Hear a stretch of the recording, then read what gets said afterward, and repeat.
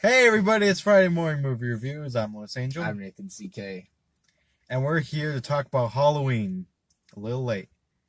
But David Gordon Green directed this movie. He wrote it alongside Dan McBride. And who stars in this thing? So we have Jamie Lee Curtis from the originals, and she's coming back again to avenge, I don't know what she's avenging, but, She's here to kill Michael Myers, and this movie takes place 40 years after the original. Right. It skips the continuity of the other movies. And Yeah. This is actually the second movie in the Halloween timeline to skip Right.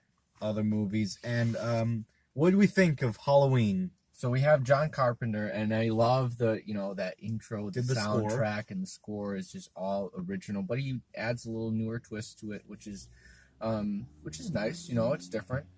And so when I saw this trailer, I loved it because It's a great trailer. you got to see, excuse me, Michael Myers in prison, and that's awesome as it is, right? And Yeah. then the journalists are coming with the mask, and they're like, "Hey, Michael, this is the mask. Look at the mask, Michael. And I love all of that, and I wish it was a little bit more of that because it is real. And the things that make scary movies scary is that it's like real. You could kind of like certain movies, but of course like The Conjuring and other things like that where it's more paranormal. So you like more it's not as the grounded and horror. it's not right. Okay. Like a serial killer going around killing, like that's scary. Terrifying. Yeah, you're right, because that could legitimately happen. And going on that is throughout this movie we get a little far away from that, and then it's just Michael going around killing people. He's working his way towards Laurie Strode, right, and then it's like that regular battle between antagonist, protagonist. Jamie Lee Curtis really stands her ground. King Kong versus Godzilla. Like, which one's Michael Myers? Godzilla? I don't know.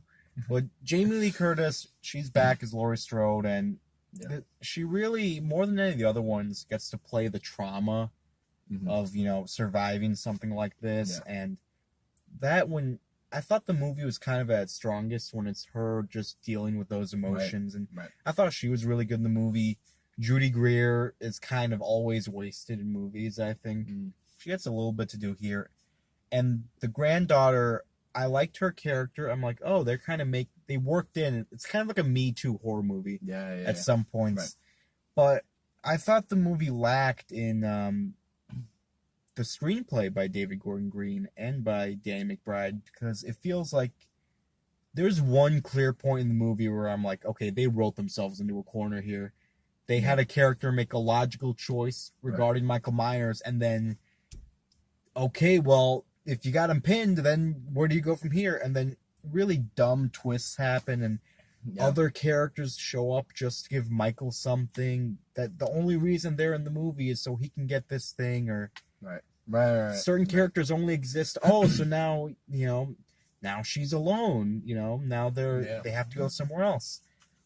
And then there's one kind of comedy bit in there, which I thought kind of worked, involving police officers. I thought it was funny, but it felt kind of like, what are we doing here?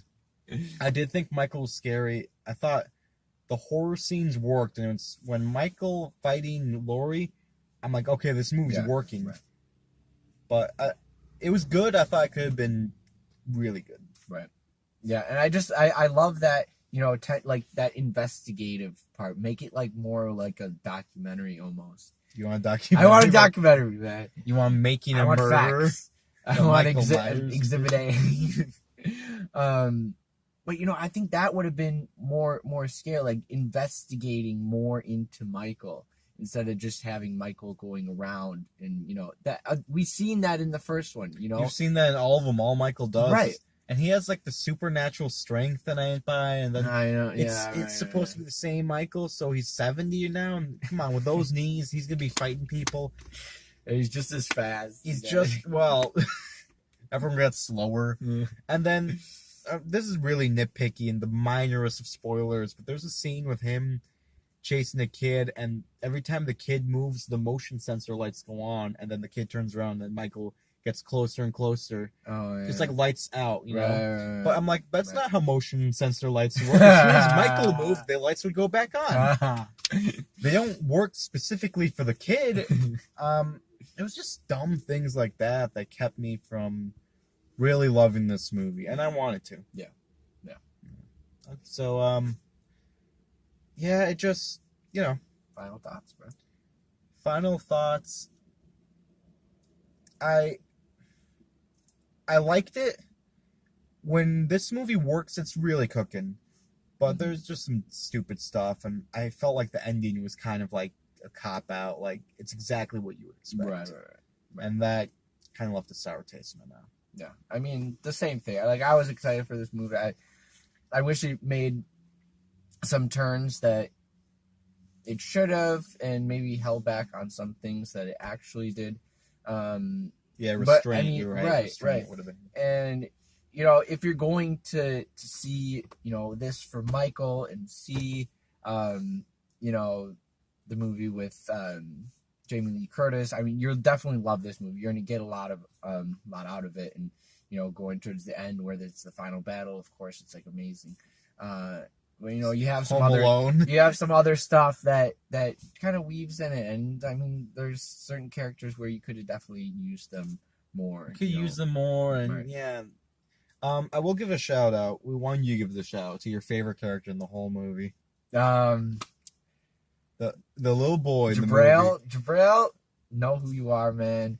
You're like what, 7 or 8-year-old little kid. I mean, come on, man. Like, how could you not enjoy this movie and just like be in there and just have like these comedic parts, and just have that for that scene, kind of be remembered for that, and this type of movie. He's the highlight. He's the awesome. Life in those sequences whenever he's on screen, because really, you could take those scenes out of the movie.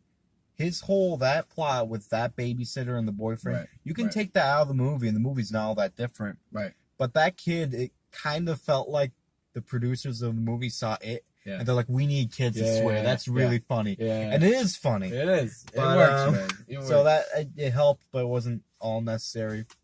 Why don't you rate this thing? All right, man. I'm going to go 4.8. Or 3.8, sorry.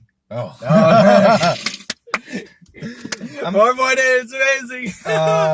I'm just under a 3.5. I still like the movie, but it could have been.